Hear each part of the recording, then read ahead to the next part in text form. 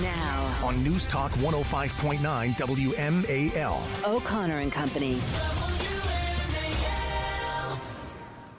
It is 7:07 on this Wednesday morning. News Talk 105.9 WMAL. Making sense of the news. Good Wednesday morning to everyone. Mike Opelka in for Larry O'Connor on O'Connor and Company. Julie Gunlock by my side. Appreciate you being here, Julie. Good morning. It's great to be here. It is a very busy day, and the music is not for me. I guarantee you that. The sharp-dressed man mantle is not ever used in association with my name, but it is with our first guest this hour, Congressman Andy Biggs from Arizona. The 5th District, I believe, is joining us this morning. Hello, Congressman. Welcome.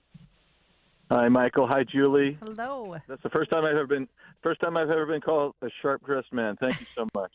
Well, it's all about the room you enter, and if there were video, you'd understand. I'm a very casual broadcaster. I don't exactly get up and put on the suit in the morning. It's 5 o'clock when we hit the airwaves, Congressman. Yeah, I understand. We are glad you're here. It's a big day. 10 o'clock this morning. We're all making popcorn to get ready to watch FBI Director Christopher Wray testify before the Judiciary Committee, the panel, amid all the allegations of politicization within the Bureau. What are you expecting to hear from the director today?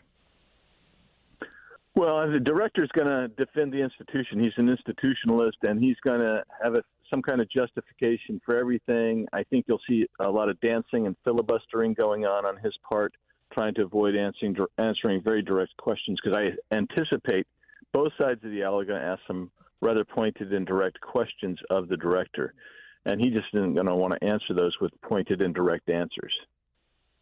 There's so much to focus on. I mean, I don't need to tell you the list of things of concern with the FBI. What do you plan, and what do committee members? Are you going to hit him with everything, or are you going to focus in on certain areas? I think everything's on the table. I think people will ask him about FISA abuse, which is where they've been spying on Americans unconstitutionally. People are going to talk about Hunter Biden and the suppression of that case. They're probably going to talk about the disparate treatment of Hunter Biden vis-a-vis other folks. You're going to get everything from the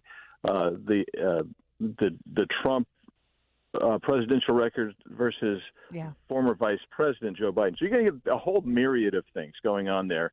I think it's going to be wide open. Is there a chance that the director will actually give us a direct answer on any of these subjects, or are we just going to get the dance? And is it wrong, in your opinion, then when you get the dance to push harder and say, can we just get an answer? I think that you got to push hard when someone's dancing around like that, and that's what the Judiciary Committee is full of former trial attorneys, and I think people will try to push him to give you a direct answer. I think the American people deserve direct answers. I think it's wrong of him to obfuscate. I mean, over 3 million illegal, unconstitutional queries into FISA a few years ago. And he's going to brag and say, well, it's down to 200,000 or whatever it is today. And that's still abusing your power. So I think we've got to get him to admit that type of thing. And I think he's going to not want to answer that, but we're going to have to push him, I think, and I think it's perfectly legitimate to push him. Is that, and a follow-up to that topic, I know Matt Gaetz has talked about letting FISA expire. Is there any chance of that happening? I think that's there is a chance of that. I myself, I'd let it expire as well. We're talking specifically Section 702 of FISA, and I would certainly let that expire. And if nothing else, I would remove the FBI's authority to use Section 702. In that reauthorization. But yeah, I think there's a real chance. A lot of people, both sides of the aisle, are very, very shocked and disgruntled at the abuse of FISA, which many predicted would happen as it kept expanding post 9/11. There are, people are shocked by just the outrageous behavior of the FBI. And again, this idea that they can come up to Capitol Hill and really not give the answers. And there have been some talk. I mean, Jim Jordan is talking about moving the HQ to Alabama. There's some talk about just not funding a new HQ, not funding the FBI. But you have a really interesting suggestion using the Holman Rule. Tell us about that. Yeah, so the Holman Rule allows us to go in and reorganize and remove officials or reduce their salary. And I don't think you just do it to Director Wray. You're going to have to do it with other people as well. But you got to go in and you have to pass it like other legislation. But it's a scalpel-like approach where you can go and say, look, this guy's violated the law, or he's allowed the law to be violated. He's not doing anything to fix it. We're going to reorganize this aspect of that agency or department, and that position is going to be eliminated. We'll create a new position or whatever you want to do. But you can actually restructure internally that particular agency or department to eliminate positions or reduce salaries. And I think certainly the bare minimum that's what needs to happen here. That's brilliant. Yeah, I would love to see that happen. I'll wait. And I'll reserve judgment until it does. I hope it does. We're talking with Congressman Andy Biggs ahead of the grilling of the FBI director today on Capitol Hill. Quick question, Congressman. We hear so much about the division within our elected officials in the House and the Senate. Is there anybody on the left side who is also in favor of pressing the FBI to take the actions that we would like to see them take when it comes to issues like Hunter Biden? Not with regard to Hunter Biden. There are points of commonality, and that would be on FISA and whether you reauthorize it or whether you bash it to pieces. But I am not finding any support for people who want to deal with Hunter Biden's issues. Honestly, I think the fact that so many of them, the Democrats, are silent about it means that they understand he is if not a real moral liability, he is certainly a political liability to them. But they refuse to insist that he be treated like anybody else. He's considered, I guess, off limits, part of the aristocracy or something. Yeah, it feels that way. It really feels that way. Congressman Andy Biggs giving us a little preview of what's happening today at 10 o'clock with the visit from the FBI Director, Christopher Wray. A big props to you for your Second Amendment support, sir. I'm a fan, and so I appreciate that and everything you do for veterans and for your state as it relates to protecting the border, because Arizona's certainly got problems. We appreciate you being there. Yeah.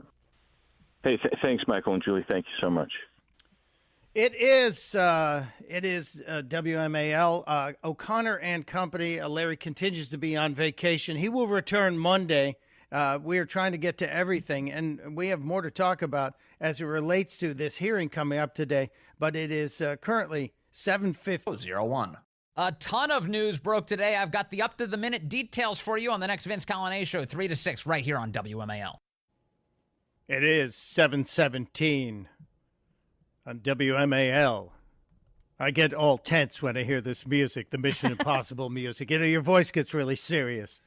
Your mission, should you choose to accept it, is to sit in for Larry O'Connor for a week and try and uphold the fine standards of this show. And I have to thank Julie Gunlock and Heather and Michael for keeping me on the rails. That music is here because yesterday at the Georgetown AMC Theater, something happened. Tom Cruise popped in. Look at that. I've never seen Cruise. There it is. I'm very excited to be able to have this opportunity and this time to be able to show you this on the big screen. This is why we do it, this moment right here. So y'all enjoy. He's kind of boring when he talks like that, isn't he? Well, yeah, I mean, he should have been jumping out of a plane.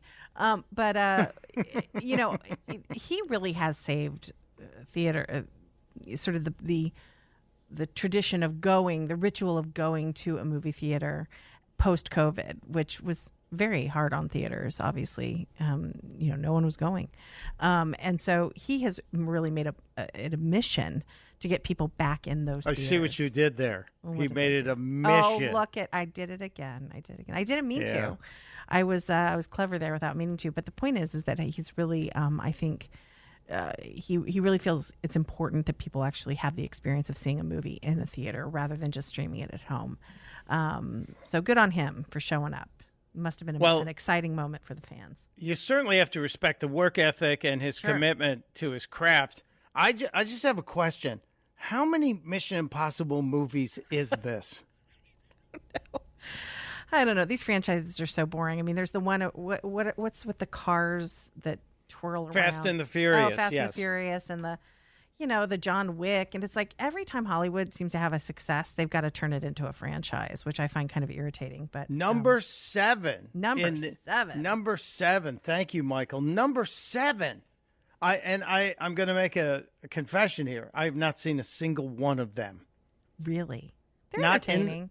Not in the theaters, not even at home. Why? It's just something I'm like, okay, if I want to see stunts, and I like the we used to call them chopsaki movies, Jackie Chan. Sure. And Bruce Lee. We love those, and I love watching them. But everybody says, but Tom Cruise really does his own stunts. I said, who cares? They're not letting him climb a building without a wire on him somewhere. Oh, I love that you'd watch if he wasn't wearing a wire. Yeah, right? Sure, because he might have fallen. No, I wouldn't. I have a different interest in the cinema, a different type of stuff. But I still haven't seen the Top Gun Maverick either. What? I know. You're a bad American. That's it. I'm done. I'm leaving.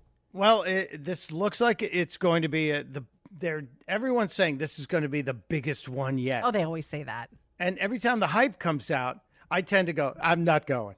Well, look, I will admit, I don't watch Mission Impossible movies. They sometimes are on because I am the mother of 3 children, and my husband likes them. So sometimes, I'll catch them. But I'm not a huge fan of the Mission Impossible franchise. Although Top Gun, I feel like you have to see that, Mike. All right, so I will commit to seeing Top Gun sometime in the next month. If maybe I can even find it at the theater. I know it's been out like a year. But the question I have for everybody, Mission Impossible Dead Reckoning Part 1. So now we know it's the 7th film. There's going to be an 8th because there's a Part 2 coming. Also, Tom Cruise isn't dead yet. I'm sure he'll be making these movies until he's, on his deathbed. So, yes. Has Tom Cruise aged? Not a bit. Seriously. I still see him sliding across the living room floor in his socks and underwear in Risky Business. It's the guy is ageless, and maybe it's his diet or he has lots of money to get work done. Not that I'm suggesting anything, but I didn't say that. That's Julie Gunlock. But good on Tom Cruise for actually getting out there and meeting the people. Yeah, because he's had problems. Remember that incident in Europe a couple of years ago at a film premiere where somebody sprayed him in the face with a water pistol, and it could have been anything that they could have shot in his face. It could have been acid. Sure. So he's a guy who is secretive in some parts of his life and very open in dealing with the people. So I'll give him a pat on the back for that. Well, he's got to be secretive sometimes because he's got to go away and do some work. I understand. Mm-hmm. I just don't know. Do I have to see the other 6 movies before I see the 7th? No, I have a feeling that these movies are the kind of movies where you can just jump right in and enjoy it. You don't need to know the backstory. I don't know though. Don't take my word for it because I don't follow these movies, but I suspect they're entertaining if you haven't seen the previous ones. Well, we have more to talk about in the movie business. There is a curious story about the movie The Sound of Freedom. We will get to it, but we have to take a break. 7:22 right now on WMAL. Now on News Talk 105.9 WMAL. O'Connor and Company. It is 7:37 on News Talk 105.9 WMAL. Trying to make sense of the news. Good morning to everyone. Mike Opelka in for Larry O'Connor on O'Connor and Company. Julie Gunlock by my side. And joining us, the man who gave us a lot of hope to people outside of Virginia. Republicans outside of Virginia said, look at that. That guy took over Virginia. That's a great accomplishment. Governor Glenn Youngkin is with us. Good morning, Governor. Hey, good morning, Michael and Julie. Thank you for having me. What a beautiful Wednesday. And boy, things in Virginia are really moving. We've just had an incredibly strong summer so far. Great job numbers. We've seen CNBC rank us number 2 in best states to do business. Of course, I'm gunning for number 1. And at the end of the day, we've got great momentum. And that means our elections this November are critical. Virginia has midterms. The House and the Senate are up, and we are working to hold our House and flip our Senate. Yeah, I love the positivity and the energy in your style of governing, Governor. And this we want to talk about this initiative you just started, the Secure Your Vote Virginia initiative. Tell us about that. Yeah, so critical elections this fall, as I said, and Republicans got to get off the sidelines, and we've got to embrace early voting. These are the rules, and we're going to play to win. And so we've launched SecureYourVoteVirginia.com. And this is a place for Republicans and anybody else to go and make a plan to vote early. You can sign up to be on the permanent absentee ballot. You can request a mail-in ballot or just make a plan to vote early. This is all about getting the vote out. This is such a critical election, and we're going to compete. And the reality is, while we've had a great run, the Senate Democrats continue to be roadblocks. They blocked a bill to turn back the rights to figure out what car we're going to drive from California back to Virginia. They blocked a bill that would hold dealers accountable if they deal fentanyl and it kills someone. I want to charge those folks with a felony homicide. They blocked a bill that would protect our kids from social media companies gathering their data and selling it and advertising to them. And they're continuing to block our efforts to both, yes, invest in behavioral health and education and law enforcement, but also to cut taxes again. We're running another $3.6 billion surplus on top of having reduced taxes by $4 billion last year. This is a moment where we can reduce the cost of living in Virginia and accomplish key priorities in education, public safety, and behavioral health.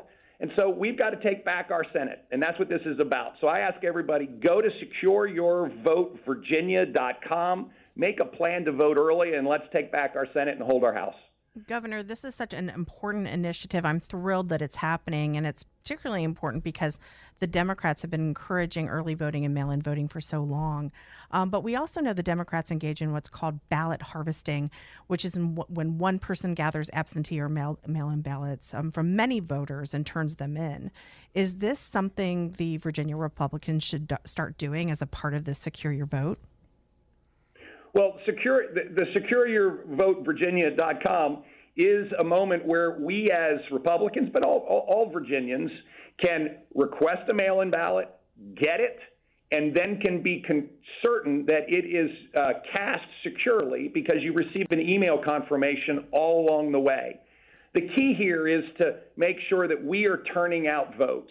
And we can do this. And the bottom line is this was such a big part of our 2021 campaign. We had a robust early voting program that worked incredibly well, and we're just taking it to a whole new level. The rules are the rules. We're also going to make sure everybody follows them. And at the end of the day, we are going to have a secure and safe election. And I just am asking all Republicans, go to SecureYourVoteVirginia.com, make a plan to vote early, and let's play to win. Governor, this is obviously a vital election for the state, and we look at this November's state elections. Your state is often considered an indicator for where the country's going. Are you pushing, I guess, the rest of the party to pay attention what's happening in Virginia? Well, I am always so encouraged that what we do in Virginia does resonate and gain such attention from around the country. It happened in 2021, and I think it's going to happen again in 2023. I mean, here we are in a short 24 months with the great opportunity to take a state that was really pretty deep blue and have a full control of our General Assembly, plus all the statewide offices in the governor, lieutenant governor, attorney general, just in a short 24 months. Listen, results matter, and I think we've demonstrated that common sense, conservative policies in order to empower parents and reestablish educational excellence, to back the blue, to bring efficiency to government, to let Virginians keep more of their hard-earned money, and yet we see job growth that has hit a record high. I mean, we had 175,000 more people working just 17 months after we've come in. When we came in, Virginia was 47th in the nation in job recovery coming out of the pandemic. And over the last 17 months, we've been 5th in the nation in job growth. I mean, this stuff works. And so this is why I think, one, we have got to push on every front in order to hold our House and win our Senate, because we can do so much more. But I also think that's why the nation is watching, is that we can, in fact, change the direction of policy and governing and make a huge difference with common sense conservative principles. I appreciate, again, that the positivity and the strength that you are projecting, and I think that's really important to the voters. And I'm glad you're taking on the Democrats with early voting. I think that's very important. Yeah. There's only one area where I think you and I disagree, and that area is the fact that you're only allowing one wine ambassador for the entire state. And I that's problematic for those of us who are Oneophiles, and we kind of feel left out. So I think you need some deputy wine ambassadors. Maybe Governor. regional. Maybe county wine ambassador. I have to say our wine ambassador is doing a great job. I'm glad to see that he's visiting vineyards around the world and just confirming the superiority of Virginia wines to those around the world. And that's his job, and I was pleased to see him doing it. He's having a good time doing it, too. We're not jealous. Hey, look, we're not jealous at all, Governor. Governor Glenn Youngkin, we appreciate you being there, sharing some time with us. We want to make sure everyone is encouraged to visit secureyourvotevirginia.com. It's a web portal that really is necessary if we're going to take on the Democrats on every level in the state of Virginia. Thank you, Governor. Thank you, Governor. Great. Thank you. God bless you, and have a great Wednesday. And there he goes. And it is 44 minutes after the hour. So much more to get to on WMAL. It is 7:49 on WMAL. O'Connor and Company with Mike Opelka in for Larry O'Connor, Julie Gunlock with me. And I want to publicly apologize to you, Julie, for making you panic this morning, for making Heather panic this morning. When I brought up this iPhone photo stream story that Apple is about to end all of your photos that are stored in that photo stream. And I think it's important information for us to share, though. Yeah, this is something that makes me a little bit nervous. Apparently, Apple is sending emails saying that as of July 26th, all photos on iPhones will be deleted except the ones on iCloud. So I have about 11 billion photos on my iPhone that I assume are in the cloud. So I might just need to quit my job entirely and take care of this, because that's a lot of photos I have to deal with. You don't have to do that much. Okay, make me feel better. This is a service that they've had for over 10 years, like 12 years, where when you take a photo, if you've engaged My Photo Stream, it automatically shoots up to the cloud. Yeah. And it would keep them there, up to 1,000 of them, for 30 days. And you could view them, you could reclaim them if you're signed in with the same Apple ID. And I'm guessing Apple either figured out, well, we could monetize this, or they're running out of cloud storage, which we were told was completely, it was limitless. So there are fixes to it. Okay. You just open up your app, tap your albums, and look for My Photo Stream. And you can check it in the settings, etc. Click on your name. And, it's pretty easy to store stuff these days. But Apple has it all on their website as well. And they're going to shut it down on the 26th of this month. So you have a little time to take care of business. Okay. I'm not feeling better. Still nervous. Why? You can do it. You can do it before the hearing today. It probably won't take that much time. You could do it before Christopher Wray gets sworn in and starts making a statement today at 10 o'clock. So you're saying that if I take these steps, this like erasing after 30 days won't happen? Well, you'll have them saved. Okay. Apple's still going to do away with the My Photo Stream function. It's the automatic. You have to actually do something to your phone to allow it to have. Okay, I can do that. I can do that. I'm fine. Everything's fine. Can you tell my breathing is normal now? Everything's fine. It is, but can you please call my wife and explain it? Because I'm confusing her and she's panicking. And she initially sent me the email and reacted exactly as Heather did. Said, "Oh, that's a scam. It's got to be a scam. Don't click on that." Yeah. And I went, no, I think there's something to this. And there is. So if you're an Apple phone user, if you take pictures with your iPhone, you probably should visit the It's Apple so funny because let me tell you how people are reacting. Men are going, who cares? Women are like, every single photo of my child from birth until today is on that cloud, and I'm going to lose them all. And if you're like me, I always have these ambitions of doing an album. I never do. My children have no idea what they look like as babies because I never print them. I never put them in frames or make albums. So anyway, this is important for the moms out there who store every single photo on your phone or in I'll the cloud. tweet out a link to the story as well on my Thank Twitter you. account, so everybody can take care of that. And you could probably do this during the break, actually, since it is 7:52 on O'Connor and Company on WMAL.